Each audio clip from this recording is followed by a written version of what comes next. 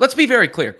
The expectations for the Fever should be to compete for the WNBA championship, if not to win the WNBA championship. I would just say win the WNBA championship, but you can never guarantee that. The expectation should be that this is a team that is contending amongst the best and has as good a chance as anyone to raise the trophy. The other expectation, Caitlin Clark should expect to be the MVP or play like she's the MVP. She played close enough to an MVP as a rookie. She should get better. The teammates around her should be better. Her coach is better. There's no need to tiptoe around these things. If you're a Fever fan, you should embrace those expectations. The Fever front office and the organization is embracing those expectations. And if you're a Fever hater, I'm sorry, you're just going to have to deal with it, that this is a realistic thing and not a pie in the sky theory coming from Indiana. Because it seems like some are still hesitant to acknowledge this or go all the way in. They're like dipping their toes into the water. Is it okay? Is it going to be all right? Is my toes going to get bitten here or am I good? ESPN put out a piece, and this was the Indiana Fever section. They've gotten closer with a new brain trust, including Stephanie White back in Indiana and big offseason pickups. The Fever are set to build last year's return to the playoffs, blah, blah, blah. A championship is an exceedingly high expectation, but sticking around for a while in the playoffs is not. Really, what's the difference? That's just a way of saying I'm not picking them to win the championship, which is okay. You don't have to.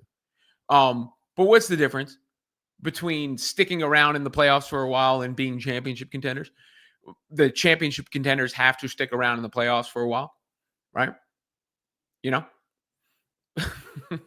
Then there was what was said in a podcast as well. Lexie Brown, Seattle Storm guard, part of this podcast, Full Circle, iHeart Women's Sports, give them the full credit. I believe her name is Mariah Rose. And here is what was said to start it off. Could have called them championship contenders or anything like that. I think that it's going to be really exciting. I'm not going to call them championship contenders or anything like that, but I think that it's going to be. You think that they're contenders? Yes, I do. I'll tell you why. Oh, the WNBA player thinks they're Let's talk about this for a second.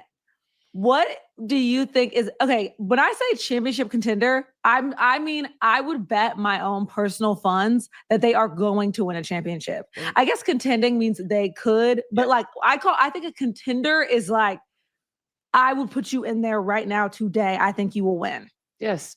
What's the definition of the word contender? I mean, you're looking for a foregone conclusion with that logic, but okay. You think that? I guess my contender means get to the finals. Yeah.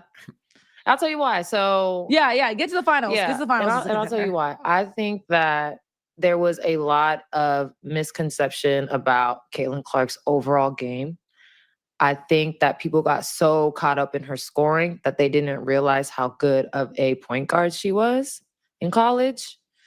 So I think that once all this... Well, not to interrupt you, but she didn't get the opportunity to show that as much in college because she wasn't surrounded by as much talent. But the plays that she was making still, despite all that, was like insane. But like people were so caught up in the logo threes and the 23-point attempts per game, which absolutely I understand that. Like it was so much fun to watch. But I always said she could potentially be one of the best point guards to ever play in the WNBA. And everyone was like, shut up, Lexie. And I was like, all right. Led the league in assists last year as a rookie, which is incredible. So I think after, they take the inventory of this season, you look at what you have, they said, we need to give her a more elite supporting cast and potentially not as many players that need to be spoon-fed buckets. So that's no disrespect to anybody that was on her team last year. Like, obviously, they made the playoffs. They'd had a great season. But you have a Natasha Howard and a DeWanna Bonner that can just straight up go get their own bucket. And they're huge, okay? These are tall people, okay, guys? I think they're both like 6'3" and 6'4", right? So matchup nightmare. Sophie Cunningham has been playing out of position in Phoenix for like 3 years. So she probably will get to go play the 3 again. She's a very underrated defender. And now you have very elite rim protection in Bree Turner. So now you go keep Aaliyah Boston out of foul trouble, which means she's going to be able to stay on the court. So do I think that they are a contender? Yes, I do. So she's been saying, or she was saying what I've been saying right there. I've been saying it all offseason. It ain't hard. This is simple mathematics. It's an easy equation to put together. You had a team that made the playoffs last year, best offense in the league after the Olympics, right? The offense got better. They added more talented personnel. Natasha Howard can run and finish better than anybody they had in the front court. Duana Bonner, more of a Swiss Army knife player than anybody they had in the front court. Sophie Cunningham, a shooter, another shooter on the team, another player that can run the floor, right? And then what were their holes? Toughness, defense, size. They added size. She just referenced it. They added toughness. It was referenced, essentially in there. They added defense, same deal.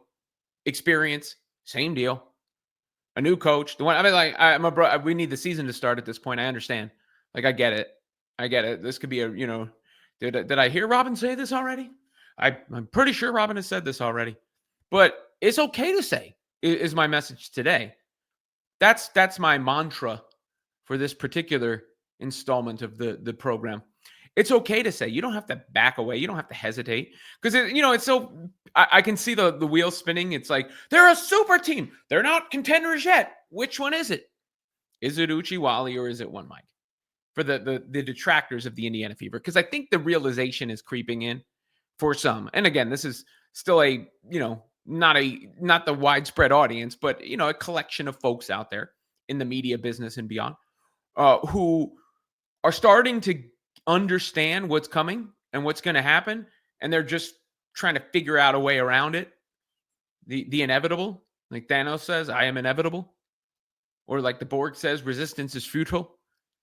Or whatever other nerd reference you would like me to make to state this case and settle this here debate. But yeah, of course, the Indiana Fever should be considered championship contenders. If they're not, that's a failure on them. That's a failure on them, nobody else. It's up to Caitlin Clark to elevate them to championship contender status. It's up to the new personnel to come in and gel and help elevate this team to championship contender status and back the hype. That's on them now. The ball is now in their court. But it is a reasonable expectation. It is not to say that it's a guarantee or they have to reach championship or bust. I never like working results backwards in that sense. But on paper, the Fever are damn good. And there's no reason to hesitate in saying that.